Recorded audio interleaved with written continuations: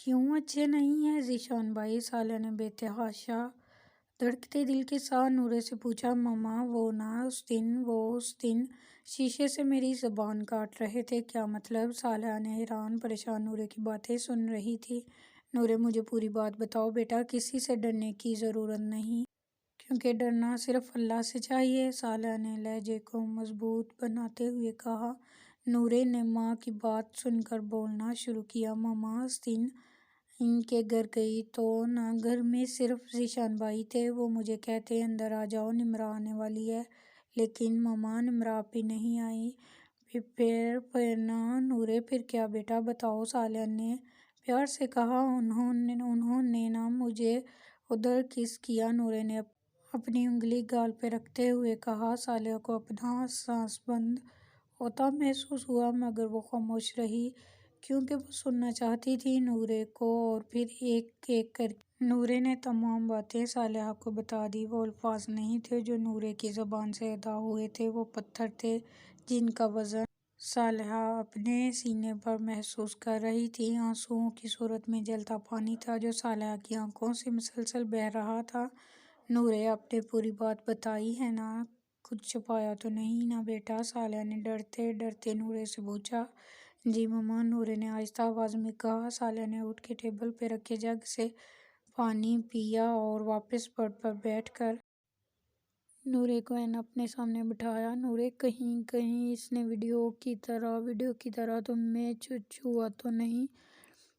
صالحہ نے کس طرح یہ الفاظ ادا کیے یہ صرف اللہ جانتا ہے، یا وہ خود؟ نہیں ماما، انہوں نے مجھے دھکا دیا تھا تو میں مریم آ گئی تھی اور ذیشان بھائی مجھے آنے ہی نہیں دے رہے تھے، مریم مجھے زبردستی لائی تھی۔ صالحہ کے دل میں سکون کی ایک لہر دوڑ گئی کیونکہ اللہ نے ان کی سن لی تھی۔ نورے اس وحشی کے ناپاک ارادوں سے بچ چکی تھی، لیکن پھر بھی صالحہ مریم سے بات کرنے کا ارادہ رکھتی تھی، کیونکہ ایک عورت کو ہر چیز سے پیاری عزت ہوتی ہے، وہ عزت اس کی ہو، اس کی بیٹی کی یا بہن کی ہو یا کسی بھی عورت کی۔ یہی عزت عورت کو اتنا بزدل بناتی ہے کہ وہ خودکشی جیسی حرام موت کو چن لیتی ہے، اور یہی عزت عورت کو اتنا مضبوط بناتی ہے کہ وہ ہر اس شخص سے لڑ جاتی ہے جو گندی نظر سے دیکھے، اور ہاتھ کو کاٹنا جانتی ہے جو برے ارادے سے اس کی طرف بڑھے۔ نورے بیٹا، آج جو باتیں آپ نے مجھے بتائی ہیں وہ آپ آج کے بعد کسی سے بھی نہیں کرو گی، سمجھ گئی نا بیٹا؟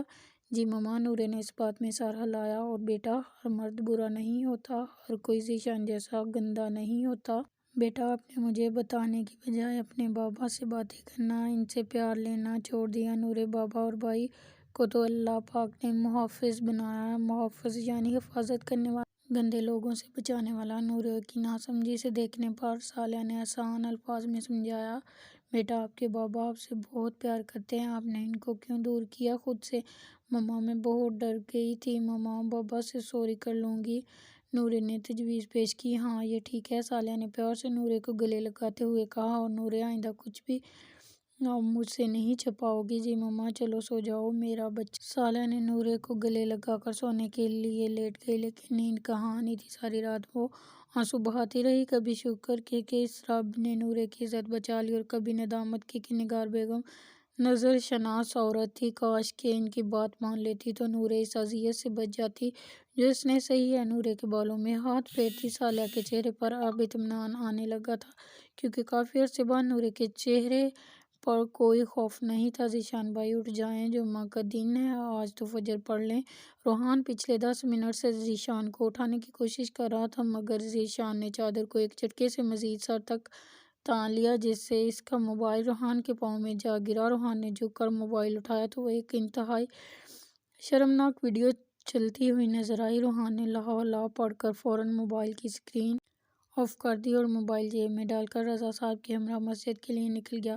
7 بجے دونوں باپ بیٹا نماز اور تلاوت قرآن پاک کے بعد گھر آئے تو ابھی تک سب سو رہے تھے۔ رضا صاحب کے گھر میں صرف وہ اور روحان ہی تھے جو نماز کے پابند تھے، باقی سب تو نماز کو بھی موڈ ہونے پر پڑھتے ورنہ نہیں پڑھتے۔ روحان بیٹا، یہ سب تو نہ جانے کب اٹھیں گے، تم ایسا کرو 2 کپ چائے بنا لاؤ، دونوں ساتھ پیتے ہیں۔ جی ابو، لاتا ہوں، یہ لے ابو، آپ اپنے ہاتھ سے چائے بنا کر لایا ہوں، وہ بھی آپ کے لیے، روحان نے فخری انداز میں کہا۔ ارے واہ واہ، تمہاری بیوی تم سے بہت خوش رہنے والی ہے، روحان، رضا صاحب نے ہنستے ہوئے کہا۔ اس کو تھوڑی بنا کر دوں گا، یہ مہربانیاں تو صرف آپ کے اور امی کے لیے۔ روحان نے اترا کر کہا، یہ تو وقت بتائے گا بیٹا جی۔ چائے سے فارغ ہو کر رضا صاحب اپنے کمرے کی طرف چل دیے۔ روحان کے قدم ذیشان کے کمرے کی طرف مڑ گئے۔ ذیشان بھائی، ذیشان کو بستر پر نہ پا کر روحان نے آواز دی۔ واش روم کا دروازہ بند دیکھ کر روحان وہی کرسی کے سر پر بیٹھ گیا۔ تھوڑی دیر بعد ذیشان شاور لے کے نکلا تو روحان کو سامنے بیٹھا دیکھ کر چونکا۔ تم صبح صبح یہاں خیریت ہے؟ ذیشان نے ٹاول سے بال رگڑتے ہوئے پوچھا۔ جی آپ سے بات کرنی ہے۔ ہاں بولو کیا بات ہے؟ ذیشان سامنے بیٹھتے ہوئے کہا۔ یہ سب کیا ہے بھائی؟ روحان نے ذیشان کے موبائل میں چلتی ویڈیوز کے سامنے کر دی۔ اپنی حد میں رہو روحان، تم ہوتے کون ہو میرے موبائل کو چیک کرنے والے؟ ذیشان نے گراتے ہوئے کہا۔ بھائی میں نے کوئی چیکنگ نہیں کی، صبح نماز کے لیے جگانے آیا تھا آپ کو، اور آپ کا موبائل آپ کا ہی ہاتھ لگنے سے میرے سامنے آ کر اشد گر گیا۔ یہ سب دیکھتے دیکھتے آپ کو نیند آ گئی اور یہ سب چلتا رہ گیا۔ ذیشان بھائی موت برحق ہے، نیند کی جگہ موت بھی آ سکتی تھی۔ سوچے اگر موت آ جاتی تو حالت گناہ میں آتی اور پھر روز محشر اسی حالت میں اٹھائے جاتے، اور اگر صبح میری جگہ بابا یہ سب دیکھ لیتے تو کیا گزرتی ان پر آپ کو؟ سوچے ایک لمحے کے لیے ذیشان کے چہرے پہ خوف نمودار ہوا، لیکن اگلے ہی لمحے بے ضمیری خوف پر غالب آ گئی۔ روحان ایک منٹ سے پہلے دفعہ ہو جاؤ یہاں سے، ذیشان نے غصے سے آگ بگولا ہوتے ہوئے کہا۔ ذیشان بھائی میں تو جا رہا ہوں، خاموش بھی ہو جاؤں گا، لیکن ایک بات یاد رکھیے گا، جسم کے ہر حصے کا زنا ہوتا ہے، اور عمل آپ کر رہے ہیں نا، اس کو زنا کا زنا کہتے ہیں۔ روحان نے سر دہاڑتے ہوئے کہا۔ اور ہاں ایک اور بات یاد رکھیے گا، زنا ہے، قرض ہے، کبھی نہ کبھی اتارنا پڑتا ہے، اپنا نہیں تو نمرہ اور نائلہ کا ہی سوچ لیں۔ اتنا کہتے ہی روحان کمرے میں رکا نہیں اور ذیشان غصے سے تلملا کر رہ گیا۔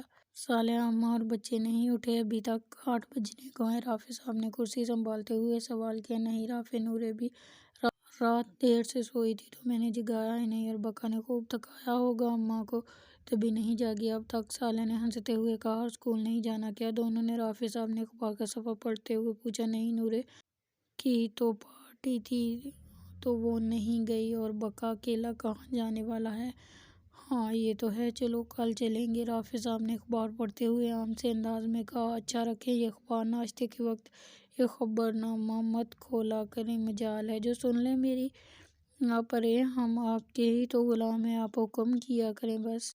رافع صاحب نے انتہائی ادب سے کہا۔ رہنے دیں، اتنے آپ فرمانبردار۔ صالحہ نے ناک سے مکھی اڑاتے ہوئے کہا۔ آپ حکم تو کریں بیگم جان، ناشتہ کریں۔ ناشتہ؟ صالحہ نے قدر شرماتے ہوئے کہا۔ آپ تو شرماتے ہوئے آج بھی اتنی ہی حسین لگتی ہے رافع صاحب، بس بھی کریں۔ صالحہ نے ہنستے ہوئے کہا۔ السلام علیکم بابا، نورے نے کچن میں داخل ہوتے کہا۔ وعلیکم السلام۔ رافع صاحب نے حیرانی سے صالحہ کی طرف دیکھا۔ صالحہ نے پلکیں چپکا کر تسلی رکھنے کا اشارہ کیا۔ نورے بیٹا کیسے ہو آپ؟ رافع نے محبت بھری لہجے میں کہا۔ ٹھیک بابا۔ بابا سوری، نورے نے سر جھکایا، آہستہ آواز میں کہا۔ سوری؟ وہ کس لیے نورے؟ بابا میں نے آپ کو تنگ کیا نا، اس لیے۔ نورے سوری مت کہو بیٹا، مجھے معلوم ہے آپ کی طبیعت خراب تھی، اس لیے آپ پریشان تھی۔ رافع صاحب نورے کو تسلی دی۔ جی بابا اب میں ٹھیک ہوں، میرا بیٹا ٹھیک ہے، تو اس خوشی میں آج کچھ اسپیشل نہ ہو جائے؟ صالحہ ہونا تو چاہیے۔ صالحہ بھی مسکرانے لگی۔ نورے جاؤ شاباش بھائی کو جگاؤ اور دادو، پھر ہم سب کچھ پلان کرتے ہیں۔ اوکے بابا۔ نورے خوشی سے بھاگتی ہوئی اندر گئی۔ صالحہ نورے کو کیا ہوا تھا؟ نورے کے جاتے ہی رافع صاحب نے پکارا۔ ڈر گئی تھی نورے؟ رافع ٹی وی پہ ریپ کے باعث ہونے والی بچی کی تصویر بار بار دکھا رہے تھے، وہیں سے ڈر گئی تھی۔ صالحہ نے بات بنائی۔ تمہیں خود بتایا اس نے؟ صالحہ جی رافع رات ہی بتایا، پھر میں نے سمجھایا اس کو کہ بابا اور بھائی تو محافظ ہوتے ہیں، ان سے ڈرتے نہیں ہوں، اور یہ ٹی وی ذرا اپنی نگرانی میں دکھایا کرو بچوں کو۔ رافع صاحب ذرا سی تیز آواز میں بولے۔ جی اچھا۔ صالحہ نے طنزیہ لہجے میں کہا۔ ناراض مت ہو، الزام نہیں دے رہا، ویسے ہی سمجھا رہا تھا۔ جی بہتر۔ صالحہ کے برتن سمیٹتے ہوئے جواب دیا رضا صاحب۔ وہ انور صاحب کی بیوی روز فون کرتی ہے کہ نائلہ کے لیے کوئی جواب دو، کیا کہتے ہیں پھر دیکھنا ہے ان کے گھر۔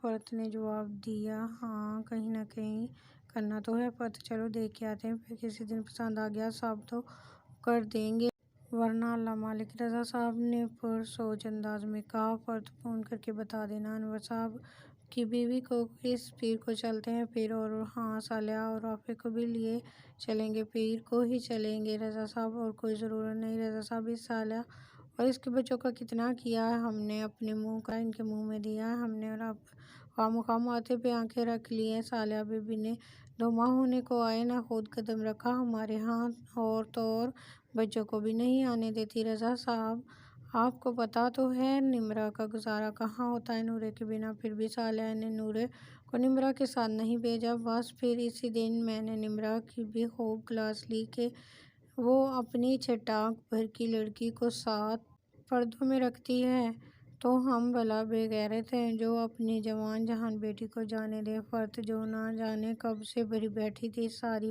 بڑھاس آج ہی نکال دی۔ توبہ ہے فرت، ایک ذرا سی بات کی تھی 1000 باتیں سنا دی ہیں۔ اللہ جانے کب کب کی باتیں دل میں بٹھائی رکھتی ہو۔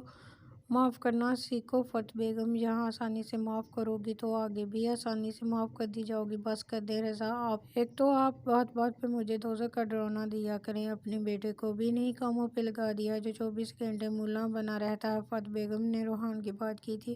توبہ ہے میرے مالک، توبہ ہے، تو ہی بچا ان عورتوں کی شر سے۔ رضا صاحب تنگ آ چکے تھے، امی ابو کھانا لگا دیا، اب لڑنا بند کریں اور آ جائیں۔ کچن سے نمرہ کی آواز آئی۔ رافع صاحب بچوں کو گھمانے کے لیے جا چکے تھے، ارادہ تو ان کا سب کو لے کر جانے کا تھا، لیکن اماں بس ضد تھی کہ وہ گھر پر ہی رہیں گی، اسی لیے صالحہ بھی نہیں گئی۔ دونوں ساس بہو نے دوپہر کا کھانا کھایا اور چائے پی کر اماں تو سو گئی۔ اماں کے سوتے ہی صالحہ نے چادر پہنی اور سامنے والے مونا کے گھر کا رخ کیا۔ صالحہ کے دروازہ بجاتے ہی مونا نے دروازہ کھولا۔ ارے صالحہ تم آج کیسے؟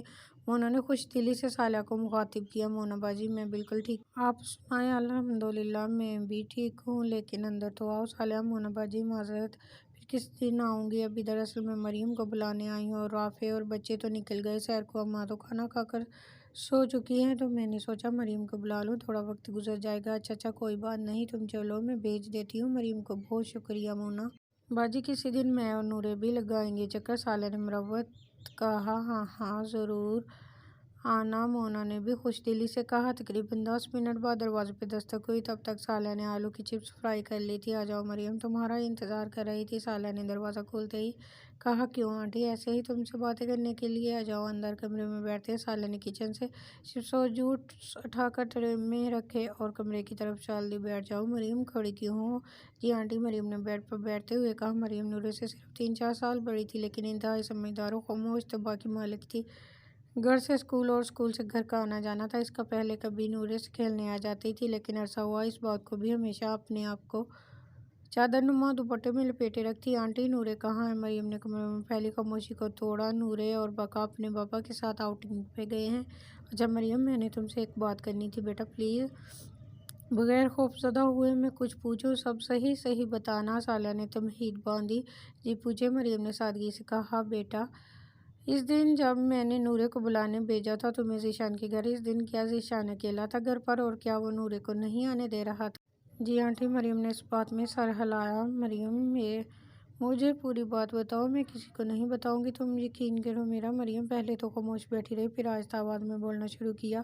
10 سال کی تھی جب میں ذیشان نے پہلی بار مجھے چھوا، میں سمجھ ہی نہیں پائی اس کی نیت۔ وہ بہانے بہانے سے کبھی میرے گال پہ کھسکتا، کبھی کمر کو چھوتا، میں اس کو روک ہی نہیں پاتی تھی۔ جب مجھے سمجھ آنا شروع ہوا، میں اس سے کترانے لگی، میں اس کو دیکھ کے راستہ بدل لیتی تھی۔ میری امی مجھے ان کے گھر بھیجتی تھی تو میں نہیں جاتی تھی، جس پر امی مجھے بہت مارتی تھی۔ امی نے یہ کبھی نہیں پوچھا کہ میں کیوں منع کرتی ہوں جانے سے۔ میں نے خود 1-2 بار بتانے کی کوشش کی، مگر امی کا غصہ دیکھ کے ہمیشہ خاموش ہو جاتی۔ پھر ایک دن میرے گھر پہ کوئی نہیں تھا، بھائی کالج تھے اور امی پچھلی گلی میں کسی کے کپڑے دینے گئی تھی۔ امی نے مجھے کہا دروازہ بند کرنے کو، لیکن میں بھول گئی۔